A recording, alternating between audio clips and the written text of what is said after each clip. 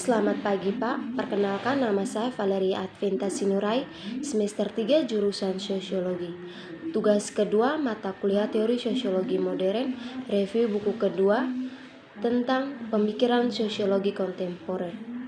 Tema dan teori dalam pemikiran sosiologi kontemporer. Inti dari teori sosiologi terletak pada perhatian untuk memahami hubungan antar individu dan masyarakat, signifikasi perubahan sosial, dan cara orang-orang datang untuk melihat, bertindak, dan hidup dalam dunia sehari-hari. Teori sosiologi selalu berfokus pada bagaimana dunia sosial dapat diketahui atau dijelaskan, dan mereka selalu dirancang bagaimana dunia selalu dapat diketahui atau dijelaskan. Meskipun kontribusi historis dan kontemporer terhadap teori sosiologi terkadang sangat sulit untuk dipahami. Bagian pertama, fungsionalisme struktural. Fungsional struktural awalnya tertarik dengan cara yang berbeda untuk memahami bagaimana masyarakat melewati tahap-tahap perkembangan, bagaimana beberapa masyarakat maju lebih cepat daripada yang lain, dan keseragaman perubahan sosial lintas budaya. Kadang-kadang disebut dengan jenaka sebagai teori hewan besar. Fungsionalisme struktural berusaha memahami secara ilmiah bagaimana sistem sosial beroperasi dengan cara yang mirip dengan organisme manusia. Fungsionalisme struktural telah menikmati kesuksesan yang berkembang dalam antropologi Inggris sejak tahun 1850-an, dan tidak mengherankan bahwa fungsionalisme berkembang lebih cepat dalam antropologi Amerika daripada sosiologi. Tetapi dalam 2 dekade setelah Perang Dunia Kedua, fungsionalisme menghadapi posisi otoritas dan dominasi dalam sosiologi Amerika Utara. Berakhirnya Perang Dunia Kedua membawa serta pandangan masyarakat, pandangan masa depan yang optimis di sebagian besar negara kapitalis industri. Bab 1, rangka tindakan referensi dan teori umum sistem aksi, budaya kepribadian, dan tempat sistem sosial. Titik awal yang mendasar adalah konsep sistem aksi sosial. Interaksi aktor individu, yaitu terjadi dalam kondisi sedemikian rupa sehingga memungkinkan untuk memperlakukan proses interaksi seperti itu sebagai sistem dalam pengertian ilmiah dan tunduk pada urutan analisis teoritis yang sama yang telah berhasil diterapkan pada jenis lain. Skema yaitu relatif terhadap unit aksi dan interaksi adalah skema relasional. Ini menganalisis struktur dan proses sistem yang dibangun oleh hubungan unit tersebut dengan situasi mereka, termaksud unit lain. Ini tidak begitu peduli dengan struktur internal unit kecuali sejauh ini secara langsung berhubungan dengan sistem relasional. Situasi didefinisikan sebagai terdiri dari objek-objek orientasi, sehingga orientasi dari aktor tertentu dibedakan secara relatif terhadap objek dan kelas yang berbeda di mana situasinya disusun. Tindakan adalah proses dalam sistem aktor situasi yang memiliki makna motivasi bagi aktor individu, atau dalam kasus kolektivitas, individu komponennya. Ini berarti bahwa orientasi dari proses tindakan yang sesuai memiliki pengaruh pada pencapaian kepuasan atau penghindaran deprivasi dan dari aktor yang relevan, apapun yang secara konkret dilihat dari struktur kepribadian yang relevan. Organisasi elemen tindakan ini untuk tujuan teori tindakan di atas segalanya adalah fungsi dari hubungan aktor dengan situasinya dan sejarah hubungan itu dalam pengertian pengalaman. Ini adalah properti fundamental dari tindakan, sehingga didefinisikan tidak hanya terdiri dari tanggapan terhadap rangsangan situasional, tertentu, tetapi bahwa aktor mengembangkan sistem harapan relatif terhadap berbagai objek situasi. Yang berikutnya, persyaratan fungsional sistem sosial.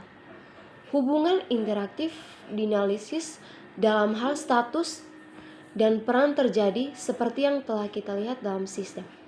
Jika sistem seperti itu akan membentuk tatanan yang terus-menerus atau menjalani proses perubahan perkembangan yang teratur, persyaratan fungsional tertentu harus dipenuhi. Masalah persyaratan fungsional adalah masalah yang berubah-ubah karena variasi level yang dapat didekati. Dilihat dari perspektif salah satu tindakan yang terintegrasi seperti sistem sosial, terdapat dua aspek dari keterkaitan timbal balik satu sama lain. Pertama, sistem sosial tidak bisa begitu struktural sehingga secara radikal tidak sesuai dengan kondisi fungsi dari masing-masing aktor sebagai organisme biologis dan sebagai kepribadian atau integrasi yang relatif stabil dari sistem budaya. Bab 2, pengantar teori sosial dan struktur sosial. Konsolidasi teori sosial dan penelitian. Kepentingan yang diumumkan untuk mengkoordinasikan hubungan timbal balik antara teori sosial dan penelitian sosial secara mencurigakan tidak tercela. Di manakah seorang akan menemukan seorang ilmuwan sosial yang menyangkal keinginan untuk integrasi teori dan penelitian empiris. Sejarah, teori dan teori sistematika. Kebingungan yang atraktif tetapi fatal antara teori sosiologi yang dapat digunakan dengan sejarah teori sosiologi harus lama dihilangkan dengan mengenai fungsionalnya yang sangat berbeda. Teori rentang tengah. Seperti banyak kata yang menjadi perbincangan, kata teori terancam menjadi kosong makna. Keragaman item yang di dalamnya kata disebut diterapkan mengarah pada hasil yang justru mengabulkan alih-alih menciptakan pemahaman. Istilah teori sosiologi mengacu pada konsepsi yang saling berhubungan secara logis, yang terbatas dan bersahaja dalam ruang lingkup, bukan mencakup semua dan muluk-muluk. Kodifikasi teori sosiologi. Perhatian utama kedua adalah kodifikasi, khusus kodifikasi teori substansif dan produser analisis kualitatif dalam sosiologi. Kodifikasi melibatkan refleksi yang teratur dan disiplin. Ini memerlukan penemuan tentang apa yang sebenarnya telah mencapai pengalaman strategi para penelitian ilmiah daripada penemuan strategi penelitian baru. Bagian yang kedua, kelas, konflik, dan negara. Hingga tahun 1960-an, sebuah teorisis dalam pemikiran sosiologi sudah di depan mata. Pada tahun 1959, Friedrich Mills menerbitkan The Sociology Imagination, di mana ia mengkritik Parsons karena mengembangkan teori besar yang tidak dapat dipahami seluruhnya. Inti dari kritik Mills adalah bahwa Parsons menawarkan sosiologi Amerika atau suatu bentuk empirisme abstrak yang gagal untuk menghargai pentingnya masalah publik dan masalah pribadi dalam konteks hubungan kekuasaan asimetris, konflik, dan ketidaksetaraan sosial. Bab 3, kelas dan kekuatan. Citra sosial satu hal dan realitas sosial adalah hal lain, namun keduanya tidak sepenuhnya terpisah. Citra sosial bukanlah karakter yang sepenuhnya fisik dengan kemiripan yang betulan dengan masyarakat nyata hidup atau mati. Meskipun citra histori kesetaraan pedesaan tetap ada, secara bertahap dalam industri perkotaan terbentuk citra tingkat kesetaraan pedesaan, kelas di mana ada keseragaman umum kepemilikan. Dalam beberapa hal yang dangkal, gambaran keseragaman kelas menengah mungkin tampak masuk akal. Nilai-nilai utama masyarakat berkaitan dengan konsumsi, komoditas, dan dalam apa yang disebut sebagai pengaruh setelah Perang Dunia Kedua, tampaknya ada komoditas untuk semua orang, kecuali sekelompok mungkin kecil orang miskin permanen di bagian bawah. Bab 4. Para intelektual Antonio Gramsci. Pembentukan intelektual.